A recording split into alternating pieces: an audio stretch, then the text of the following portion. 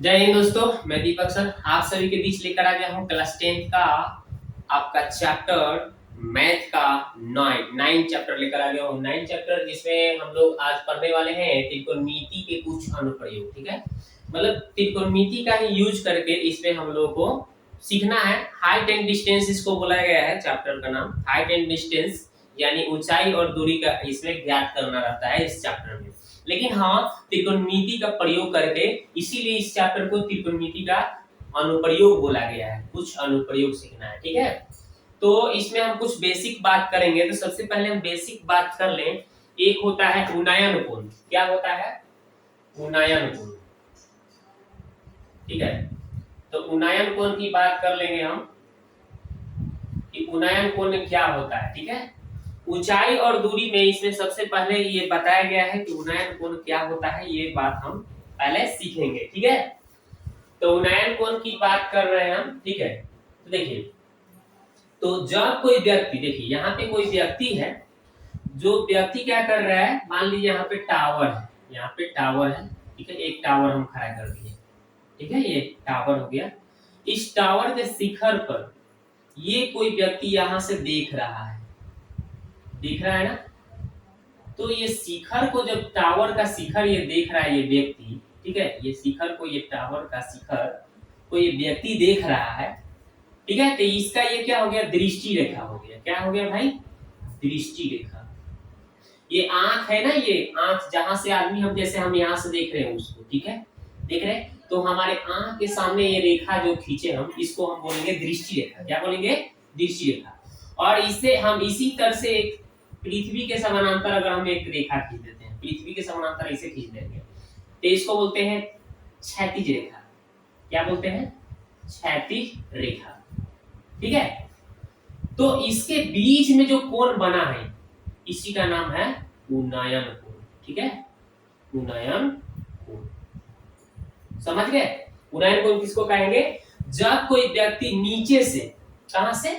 नीचे से देख रहा है, यहां से नीचे से ऊपर की ओर देखेगा, नीचे से ऊपर की वस्तु को, किसी वस्तु को देख रहा है अगर, ठीक है, तो उससे आंख से जो रेखा जा रहा है उस वस्तु के पास, उसको हम दृष्टि रेखा, और ये पृथ्वी के समानांतर जो रेखा खींचेंगे उसको क्षैतिज रेखा, और इसके बीच में जो एंगल बना है उसको हम उन्नयन कोण कहते हैं। कोण हो गया। अब हम लोग देखते हैं अवनमन कोण क्या होता है। एक और कोण होता है अवनमन कोण। कौन सा कोण? अवनमन कोण। अवनमन कोण, ठीक है। तो ये आपका, ये उन्नयन कोण का हमने परिभाषा बता दी अच्छी तरह से कि जब कोई व्यक्ति नीचे से ऊपर की ओर किसी वस्तु को देखता है, तो उसके आंख से जो दृष्टि रेखा जाती है और क्षैतिज रेखा जाती है, उसके बीच में जो एंगल बनता है उसे उन्नयन कोण कहते हैं, ठीक है। और अवनमन कोण की बात करते हैं तो उसको देखिए, ठीक है। चलिए, तो अवनमन कोण क्या होता है ये जानकारी लीजिए कि जब कोई व्यक्ति ऊपर से, यहाँ पे कोई, मान लीजिए कोई छत पे है, कोई व्यक्ति यहाँ पे छत पे है, ठीक है, और उस छत पर से किसी वस्तु यहाँ पे नीचे है, कोई मान लीजिए यहाँ पे गाड़ी है, कोई गाड़ी ही जा रही है, ठीक है। तो इस गाड़ी जो जा रही है, इसी गाड़ी को क्या कर रहा है, ऊपर से कोई व्यक्ति नीचे की, ऊपर से नीचे की ओर देख रहा है।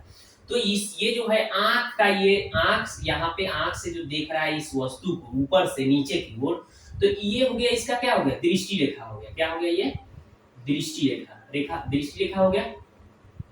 और एक पृथ्वी के समानांतर हम एक रेखा खींचेंगे। अब पृथ्वी के समानांतर रेखा खींचेंगे ना, ऐसे खींचेंगे, खींचेंगे ना, दृष्टि के समानांतर, पृथ्वी के समानांतर। तो इसके, ये हो गया क्षैतिज रेखा। कैसे? कौन सा रेखा हो गया? क्षैतिज रेखा, ठीक है। और इसके बीच में जो एंगल बनेगा उसी को कहेंगे अवनमन कोण। अवनमन कोण कहते हैं, ठीक है। इसके बीच में जो एंगल बनता है उसको हम क्या बोलते हैं? अवनमन कोण। जब कोई व्यक्ति ऊपर से किसी नीचे वस्तु को देखेगा, कोई वस्तु नीचे की ओर वस्तु को देखेगा, तो उसके दृष्टि रेखा और क्षैतिज रेखा के बीच में जो कोण बनेगा उसको अवनमन कोण कहते हैं। अब चाहेंगे तो हम यहाँ पे इसको एक रेखा खींच सकते हैं, इसे टावर है ना, कोई या फिर छत है जैसे, और यहाँ से ऐसे हम चाहेंगे तो क्या करेंगे, ऐसे एक हम इसका चित्र भी बना सकते हैं, ठीक है। और बनाएंगे तो ये देखिए, ये एकांतर कोण से क्या होता है, एकांतर कोण से ये जो कोण है इस कोण के बराबर हो जाएगा, यानी अवनमन यहाँ पे भी आ जाएगा, मतलब ये जो कोण होगा इस कोण के बराबर हो जाएगा। ठीक है, समझ गए? तो ये आपको हम जब सवाल को सॉल्व कराएंगे तो उस समय बताएंगे कि ये जो रेखा है एकांतर कोण से आपको पता होनी चाहिए कि ये कोण बराबर ये कोण होता है, यानी यहाँ पे जो थीटा बनेगा तो यहाँ भी थीटा वही वाला कोण हो जाएगा। हम चैप्टर जब सॉल्यूशन करेंगे अब उस समय पता आपको बता देंगे कैसे हम आपको कराना है क्वेश्चन को, कैसे ये बराबर करना है। तो बस इतना जानकारी ले लीजिए कि जब कोई व्यक्ति ऊपर से नीचे की ओर किसी वस्तु को देखता है तो उससे एक दृश्य रेखा प्राप्त होता है, और जो क्षैतिज रेखा उसके आंख से खींचते हैं उसके बीच में जो कोण बनता है उसको हम क्या बोलते हैं, अवनमन कोण। ठीक है, तो ये अवनमन कोण भी पता चल गया आपको, और उन्नयन कोण। उन्नयन कोण नीचे से ऊपर की ओर देखना है, अवनमन कोण ऊपर से नीचे की ओर देखना है।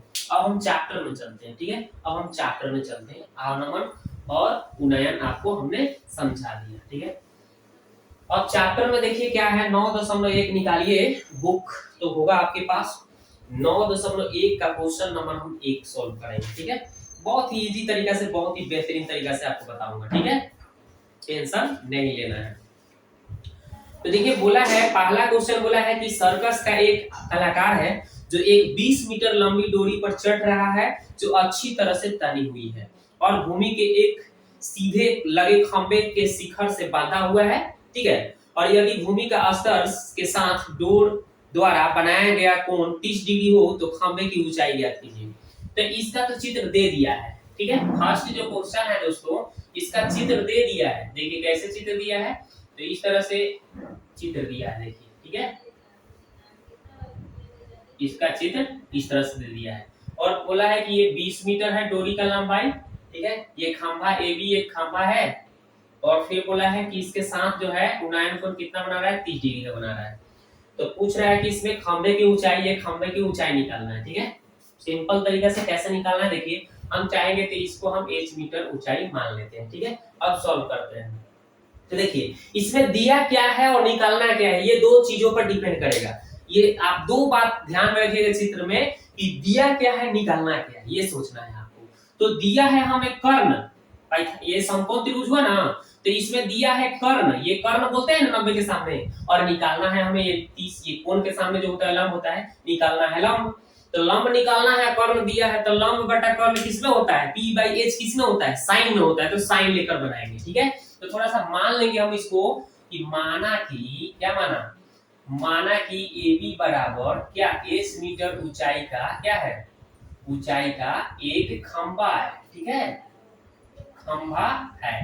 ठीक है, और AC बराबर कितना, AC जो है कितना 20 मीटर लंबाई का क्या है, डोरी है, लंबाई का डोरी।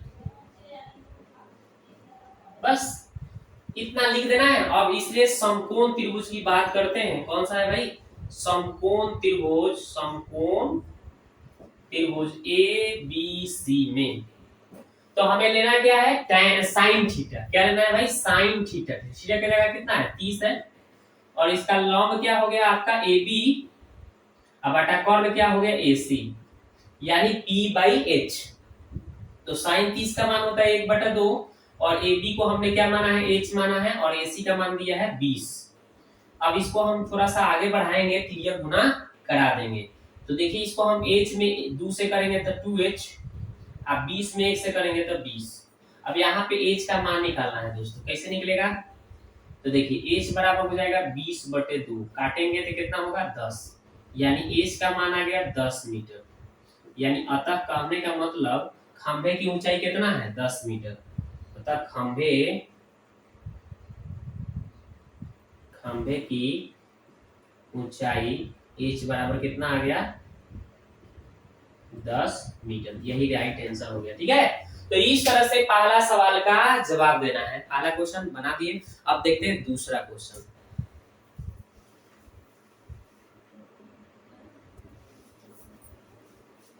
तो दूसरा देखिए क्या क्वेश्चन है, बोला है कि आंधी आने से एक पेड़ टूट जाता है, मतलब एक आंधी आता है तो पेड़ टूट जाता है, और बोल रहा है कि टूटा हुआ भाग इस तरह मुड़ जाता है कि पेड़ के शिखर जमीन को छूने लगता है। माने एगो पेड़ है। ठीक है, अब ये जो पेड़ है जब आंधी आता है तो कहीं से टूट जाता है, मान लीजिए आधा पर से ही टूट गया, मान लीजिए यहाँ से ही टूट गया और टूट कर एक भूमि के बिंदु को छूने लगा। यही ना बात बोला है, यहाँ से टूट कर ये भूमि को छूने लगा, ठीक है। और इसके साथ 30 का कोण बना रहा है, कितना का भाई 30 का। तो चलिए इसको 30 का कोण बना देते हैं। 30 का उन्नयन कोण बना दिया। पेड़ के पाद बिंदु से दूरी जहां पेड़ के शिखर को जमीन को छूता है वो 8 मीटर है। देखो जमीन पे छूता है जहां बिंदु, पेड़ के पाद बिंदु से कितना मीटर है 8 मीटर। तो ये पेड़ का ये पाद बिंदु हुआ, जमीन को जहां छू रहा है उसका दूरी कितना बोला है 8 मीटर, ठीक है। अब बोल रहा है कि पेड़ की ऊंचाई निकालो, तो ये पूरा पेड़ की ऊंचाई टोटल निकालना है। कैसे निकलेगा, तो पहले हम इतना निकाल लेंगे और फिर ये भी कर्व निकाल लेंगे। अब ये दोनों अगर पता हो जाएगा तो ये जितना है, देखिए ये जितना है वही चीज इतना ये आया है, तो ये वाला जो निकालेंगे इसके बराबर हो जाएगा। तो ये वाला दोनों जोड़ देंगे, टोटल पेड़ की ऊंचाई निकल जाएगा। तो देखिए कैसे निकालेंगे, इसको मानते हैं ए भी एगो पेड़ था, ठीक है। यहाँ पे सी मान लेते हैं और यहाँ पे डी मान लेते हैं। तो ये भी पेड़ था जो डी बिंदु से सी के साथ कितना का कोण बना रहा है 30 डिग्री टूट कर। तो वही लिख देना है, थोड़ा सा मान लेना है कि माना कि ए बी एक क्या है पेड़ है, ए बी एक पेड़ है जो डी बिंदु से टूट कर क्या कर रहा है, डी बिंदु से टूट कर सी बिंदु के साथ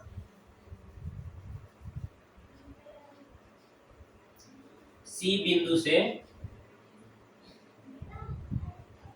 30 डिग्री का कोण बनाता है।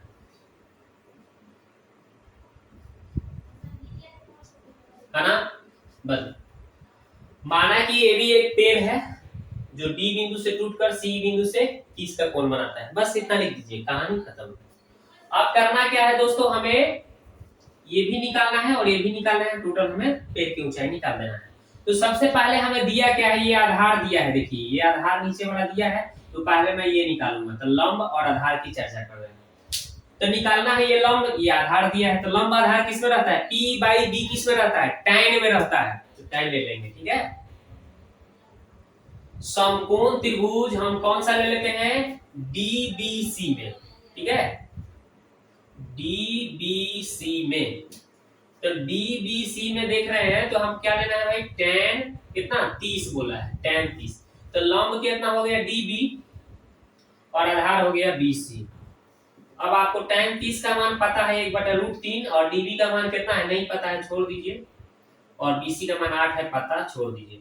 और DB में √3 से तो √3 DB बराबर 8 में 1 से 8। अब यहाँ पे हम DB का मान निकालेंगे तो कितना आएगा 8/√3, राइट। अब हम इसका हर के परमेकरण कर देंगे।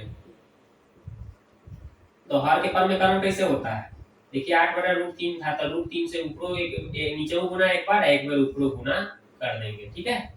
तो कितना आ जाएगा 8√3/3 आ जाएगा।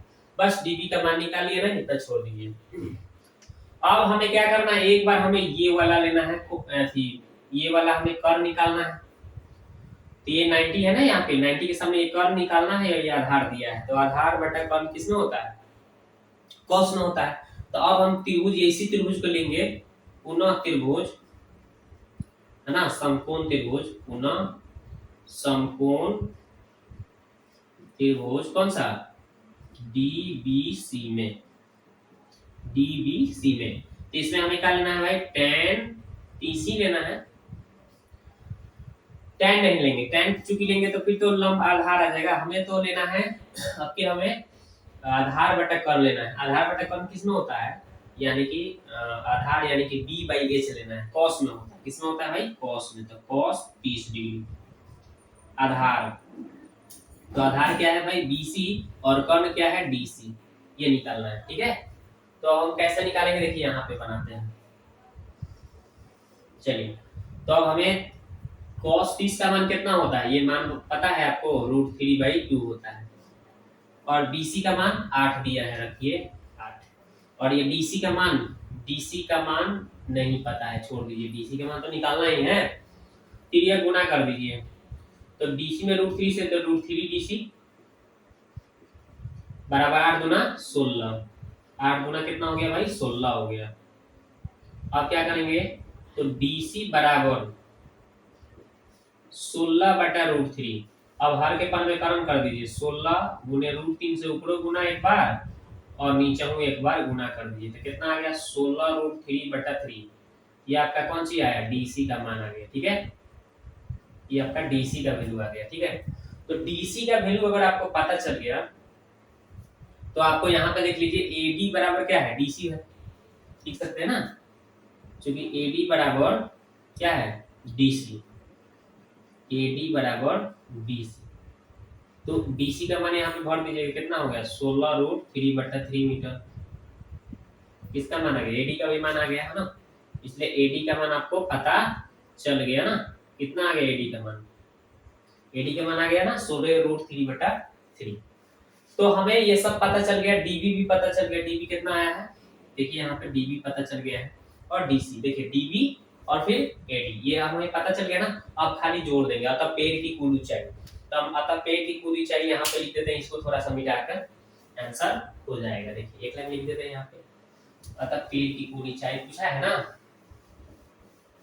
तो लिख दीजिए पेड़ की कुल ऊंचाई, अतः पेड़ की कुल ऊंचाई है ना AB बराबर, तो टोटल पेड़ की ऊंचाई क्या है AB है, और AB में क्या लिखा हुआ है AD, देखिए AD प्लस DB, बस। तो AD का मान देखिए कितना आया, देखिए AD का मान यहाँ पे निकाले हैं आप 16√3/3 प्लस DB का मान देखिए यहाँ पे निकाले हैं 8√3/3, लघुत्तम हो गया 3, तो 16√3 प्लस 8√3, तो 24√3 आ गया बटा 3 हो गया, काटेंगे तो 8 3 के 24, कितना आ गया 8√3 आ गया, कितना आ गया 8√3 आ गया।